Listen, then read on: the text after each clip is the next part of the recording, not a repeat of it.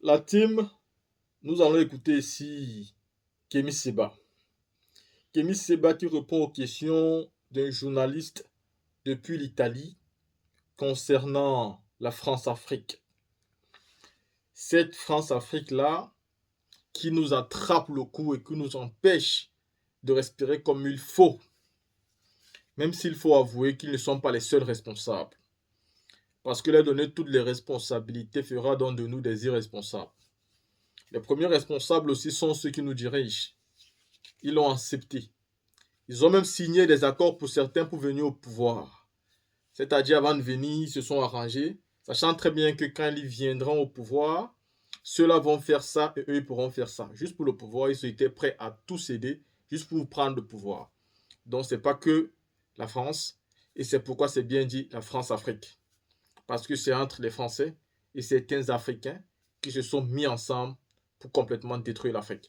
La team écoutait cette interview riche en éducation.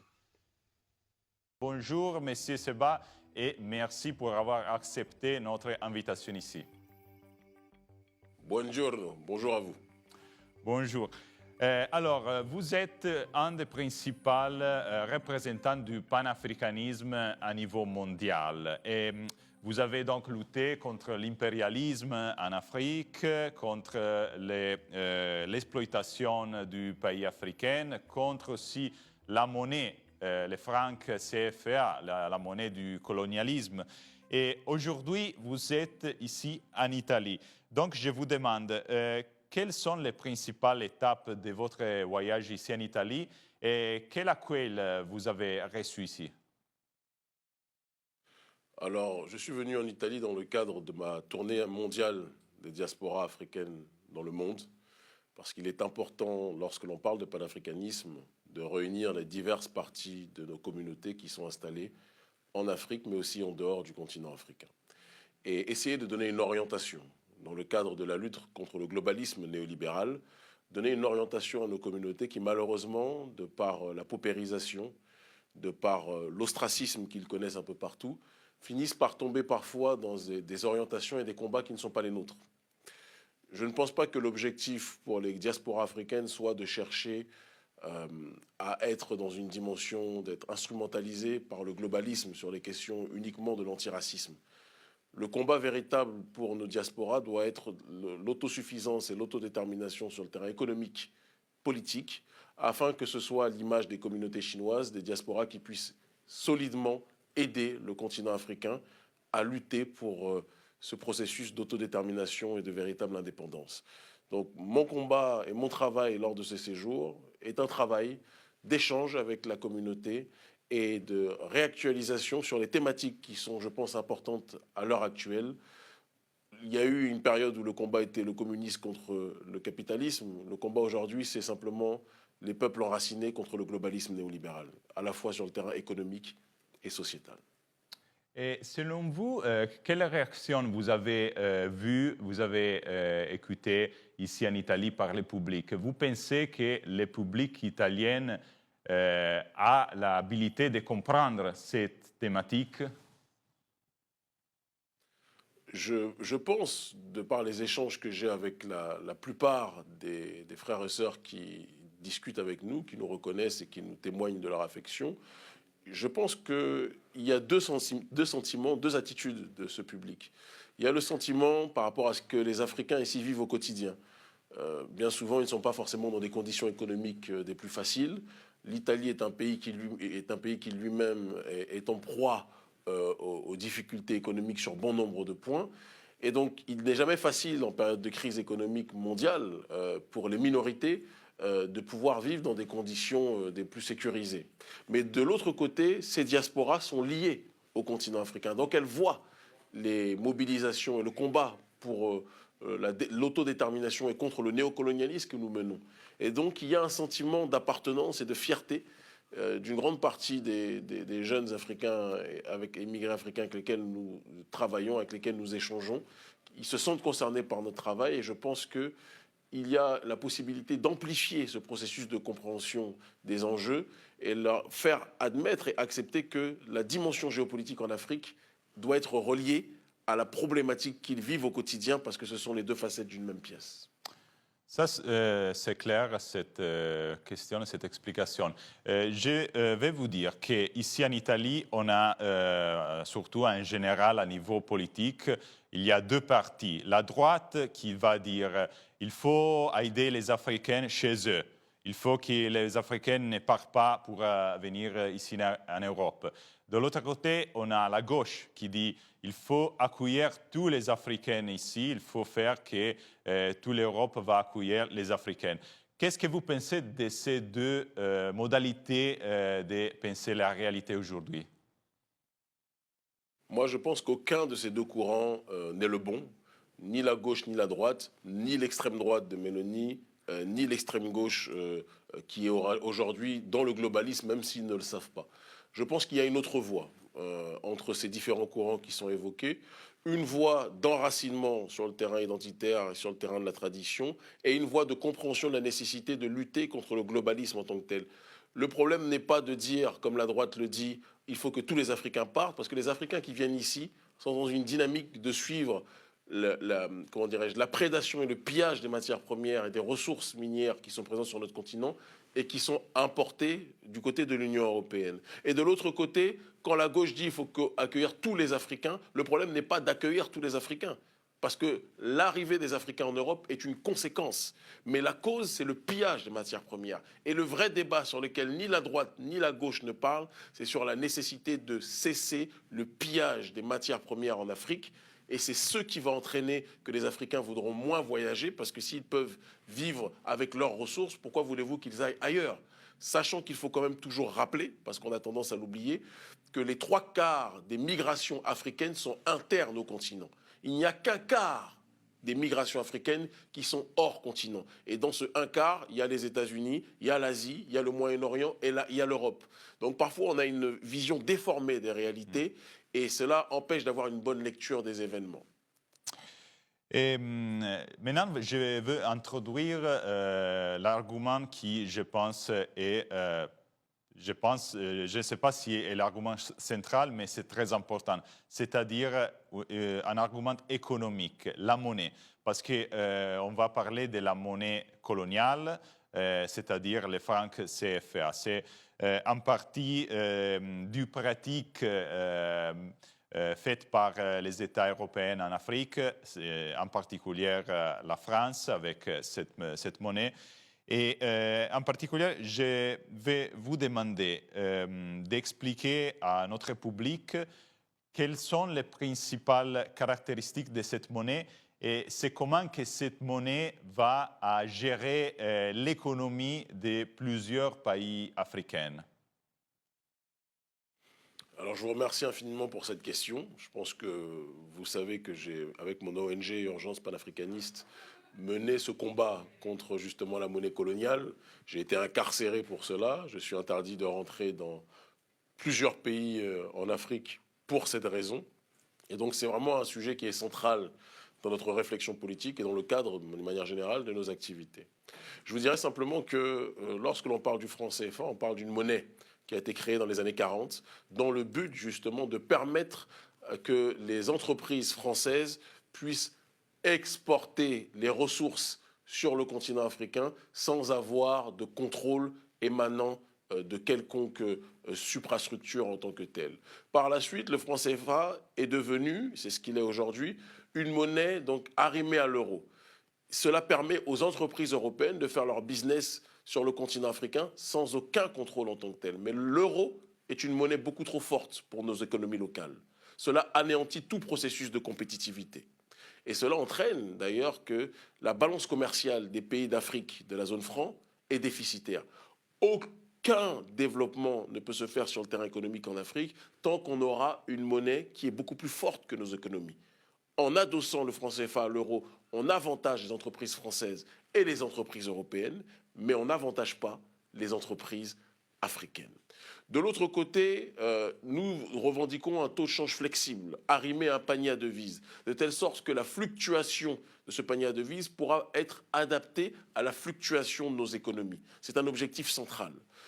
De par nos mobilisations, on a réussi à faire en sorte qu'il y ait un certain nombre de facteurs et d'éléments par rapport au franc CFA qui soient modifiés en surface, d'accord? Mais il existe encore malheureusement cet arrimage à l'euro qui est profondément négatif pour nos économies. Et ça, c'est quelque chose que l'on doit être capable de dire.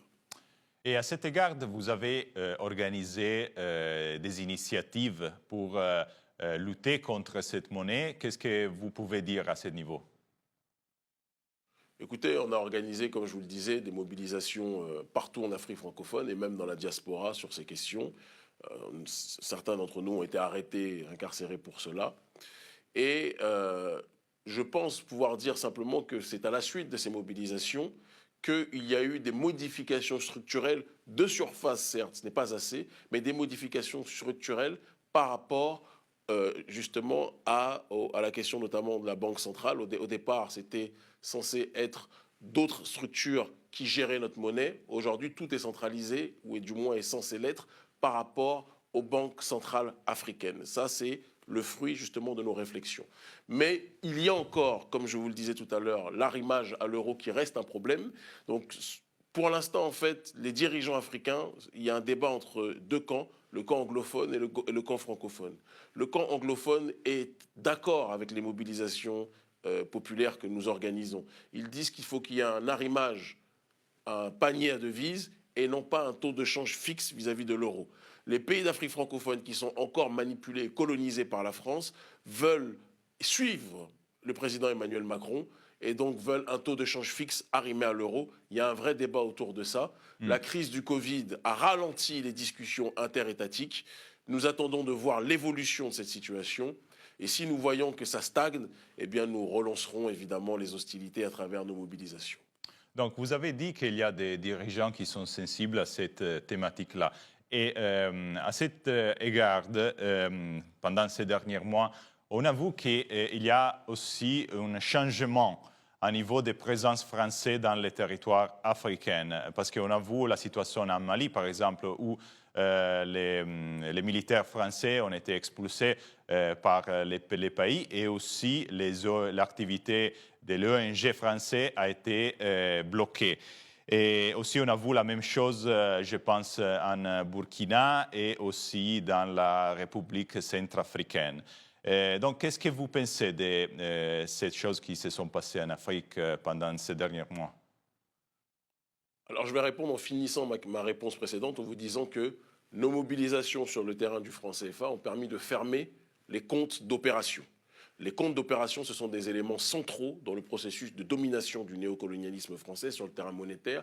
Et nos manifestations, les manifestations populaires en Afrique francophone organisées par Urgence panafricaniste ont permis, et d'autres économistes qui nous supportent, ont permis d'avancer sur ces questions. C'est une victoire historique, même si ce n'est pas encore suffisant. Pour ce qui est maintenant de votre question en ce qui concerne la logique des mobilisations contre la présence militaire française, on peut le dire simplement que notre ONG Urgence panafricaniste, ainsi que d'autres mouvements, comme le mouvement Yerewolo au Mali, comme le mouvement Copabef au Burkina Faso, comme d'autres mouvements qui sont installés en Afrique francophone, nous sommes mobilisés un peu partout pour dire à l'armée française que c'est une armée d'occupation et que nous n'acceptons pas qu'ils viennent squatter nos territoires pour sécuriser l'accès à nos ressources. Parce que ce qui les intéresse, ce n'est pas de lutter contre le terrorisme, puisque ce sont eux qui ont créé ce terrorisme en assassinant Kadhafi. Ce qui les intéresse, c'est d'être sur nos territoires et de sécuriser l'accès à nos ressources minières. Et c'est ça que nous combattons, c'est pour ça que nous nous mobilisons. Et il y a aujourd'hui une montée de l'hostilité à la présence française que nous continuons à alimenter et nous allons continuer à le faire parce que c'est du néocolonialisme.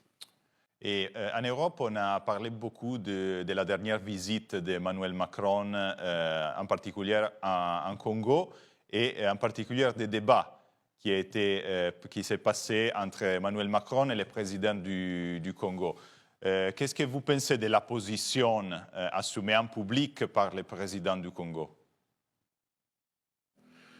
Je dirais que pour une fois, le président du Congo, qui d'ailleurs à la base était un ancien ami personnel, pour une fois, le président du Congo a pris ses responsabilités et a rappelé que nous ne sommes pas un tapis, un paillasson sur lequel les gens peuvent marcher. Il faut qu'il respecte les Africains. Et je crois que le président congolais sent la colère populaire que nous diffusons un petit peu partout, sans qu'il commence à y avoir un agacement de la population africaine sur les réalités liées à nos situations économiques et politiques. Et donc, il fait partie de ceux qui sont en train de se dire que si je continue comme ça, je risque de mal finir, donc il faut que je suive la direction de la population, ce qui n'empêche pas le président Tshisekedi, le président congolais, de continuer quand même parfois à faire des bêtises en invitant, comme il l'a fait récemment, le président Nicolas Sarkozy. Et maintenant, je voudrais parler avec vous du conflit en Ukraine, entre Ukraine et Russie. Parce qu'on voit que le monde unipolaire géré par les États-Unis semble être sur le boulevard du couchant. Donc, vous pensez que ça sera une opportunité aussi pour l'Afrique pour s'affranchir de la présence occidentale? Et une autre question, qu'est-ce que vous pensez de la Russie? La Russie est un partenaire potentiel pour l'Afrique pour du futur? Alors très clairement, je pense que la guerre qu'il y a entre la Russie et l'Ukraine est en réalité une guerre qui existe entre l'Occident et les peuples qui résistent à cet impérialisme occidental. Et quand je dis Occident, je ne parle pas des peuples européens de manière générale ou du prolétariat américain. Je parle de l'oligarchie néolibérale qui est dans une déliquescence et dans un progressisme dégénéré qui pousse la population à se déraciner profondément. C'est important qu'on puisse le dire.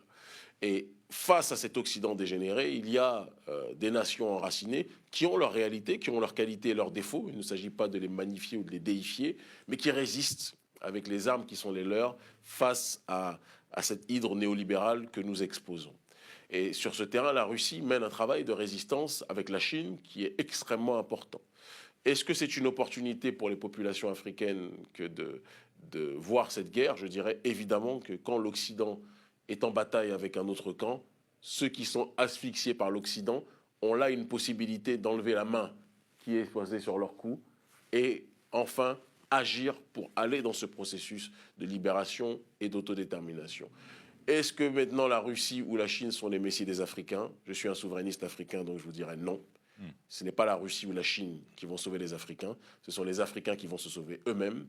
Et comme je l'ai dit il y a 3 jours ou 4 jours au Parlement russe, la Russie est notre allié, d'accord? L'Iran, la Chine et tous ceux qui veulent un monde multipolaire sont nos alliés, mais nous avertissons tous ces pays de ne pas penser qu'ils pourront répéter les schémas néocoloniaux de ceux qui les ont précédés, parce que le jour où ils agiront de cette façon, nous les considérons comme des adversaires, comme nous considérons aujourd'hui la France et l'Occident comme des adversaires. Et donc, je voudrais prendre un point par cette réponse que vous m'avez donnée, parce qu'il y a beaucoup de personnes, des experts qui disent que aussi la présence chinoise en Afrique maintenant représente aussi un exemple de néocolonialisme en Afrique. Qu'est-ce que vous pensez de ça? C'est fou parce que c'est exactement les sujets que j'ai abordés lors de mon séjour à Moscou il y a quelques jours. Je dis que la différence entre la Russie, la Chine et l'Occident, c'est qu'aucun de ces pays ne viennent dire aux Africains ce qu'ils doivent faire. Ça, c'est très important. Et quand il n'y a pas de néocolonialisme culturel, déjà, il y a des choses qui sont parfois mieux vécues par les populations. Mais, je l'ai dit, qu'il peut y avoir, et il y a eu, chez les Chinois et aussi chez les Russes, certaines, au niveau micro pour l'instant, mais ça n'est pas comparable à ce que l'Occident a fait, mais il y a eu des dérives, clairement et simplement, parfois, de certains représentants ou certains concitoyens de Russie ou de Chine vis-à-vis des populations africaines. Et je vous le dis, nous sommes des souverainistes africains. Et nous pensons qu'un partenariat gagnant-gagnant est la solution. Et nous voulons des partenariats gagnant-gagnant avec ceux qui nous respectent. Mais si certains dépassent les limites, sortent du cadre du respect et pensent que nous sommes des populations bonnes uniquement à être colonisées, je vous le dis avec la plus grande simplicité. Parce que nous n'avons peur que de Dieu, nous les combattrons. Et donc, que ce soit la Chine, que ce soit la Russie, que ce soit d'autres pays, que ce soit l'Iran, que ce soit la Turquie, lorsque vous dealez avec les Africains, respectez la population africaine. Si vous respectez la population africaine, nous sommes des hommes. Nous vous serrons la main et nous avancerons. Mais si vous ne respectez pas la population africaine, vous voyez à travers nous une nouvelle génération qui n'acceptera pas d'être le paillasson de qui que ce soit. Donc, je voudrais maintenant aborder un dernier argument avec vous, c'est-à-dire les Covid. Parce que nous, ici en Europe, en particulier en Italie, on a vécu les Covid, la gestion de l'émergence sanitaire comme une autre partie du gestion du globalisme et du néolibéralisme à niveau mondial. Qu'est-ce que vous pouvez dire pour l'Afrique? Parce qu'ici en Europe, on a vu beaucoup des experts, beaucoup des institutions, en particulier l'Union européenne, qui a dit plusieurs fois qu'il faut vacciner toute l'Afrique. Qu'est-ce que vous pensez de ça? Moi, je suis très content déjà que la plupart des Africains ne se soient pas vaccinés. Parce que nous avons d'autres réalités. Nous avons une mauvaise expérience dans l'histoire avec les histoires de vaccins, à travers le colonialisme et les expérimentations qui se sont faites à ce sujet. Nous avons nos plantes, et je pense que l'Afrique a donné une leçon à l'humanité en ce qui concerne la résistance au globalisme sur le terrain sanitaire. Big Pharma a colonisé l'Occident, mais Big Pharma n'a pas réussi durant la période de Covid à nous empêcher de nous soigner avec nos plantes. Et vous verrez qu'il y a eu beaucoup moins de morts en Afrique par rapport au Covid qu'il y en a eu en Europe. Nous sommes le peuple originel de l'humanité. Nous avons une connaissance de la nature sur laquelle beaucoup de gens se sont moqués au départ en disant nous sommes des animistes, nous prions les arbres, nous prions les plantes. Mais c'est parce que nous connaissons en réalité, à travers ces plantes et ces arbres et cette nature, le cadeau que le Créateur, que Dieu l'unique, nous a offert. Ça, nos ancêtres nous ont transmis ce message et c'est quelque chose qui devrait servir à l'humanité dans sa globalité. Il n'existe pas qu'un seul type de médecine. Il n'existe pas qu'un seul type de processus sanitaire. Il y a à travers les plantes une leçon pour l'humanité parce que Dieu nous a mis dans un environnement. Respectons cet environnement. C'est ça la vraie écologie et pas l'écologie néolibérale que certains nous présentent aujourd'hui. Donc, on est arrivé à la fin de cette très intéressante interview et je vous demande de laisser, en tant que vous êtes en Italie, un message au gouvernement italien maintenant, donc adressé à Giorgia Meloni. Giorgia Meloni, qui nous avait contacté à l'époque où elle n'était pas encore dirigeante pour une conférence que nous avions à l'époque déclinée. Je tiens à le dire, on avait préféré parler avec le mouvement 5 étoiles. Nous voyons que Giorgia Meloni est complètement rentrée désormais dans la logique de l'Union européenne et dans le globalisme néolibéral qu'elle prétendait critiquer auparavant. Je dis que l'Italie, si l'Italie veut aller sur la voie du souverainisme, l'Italie va devoir se débarrasser de l'influence de l'oligarchie occidentale, de l'oligarchie américaine, de l'oligarchie néolibérale, des globalistes dont le poids et l'influence sont très présents sur le territoire italien. L'Italie, c'est Rome. L'Italie, c'est l'Italie. L'Italie, ce n'est pas les Américains en Italie. Vous devez, vous aussi, vous décoloniser vis-à-vis de l'influence américaine et vous devez décider pour votre propre destinée et ne pas vous tromper sur la question des migrations. Les migrants qui viennent ici sont présents parce que l'Union européenne à laquelle vous appartenez pille avec les Américains les ressources de nos pays. Le problème n'est pas les migrants. Le problème, c'est le pillage de l'élite à laquelle Mme Meloni appartient aujourd'hui. Et Mme Meloni, qui vient de loin, devrait, même si je ne suis pas d'accord avec bon nombre de ses points de vue, que l'extrême droite, entre guillemets, n'est vraiment pas ma tasse de thé, mais il faut qu'elle réfléchisse à savoir si elle veut vraiment sauver son pays ou si elle veut le plonger dans l'abîme. Ça, c'est le vrai débat. Donc, je vais vous remercier beaucoup pour être venu ici pour cette interview, M. Kemi Seba, et j'espère qu'on aura une autre occasion pour avoir vous ici sur BioBlue. À la prochaine. C'est moi qui vous remercie. C'est moi qui vous remercie.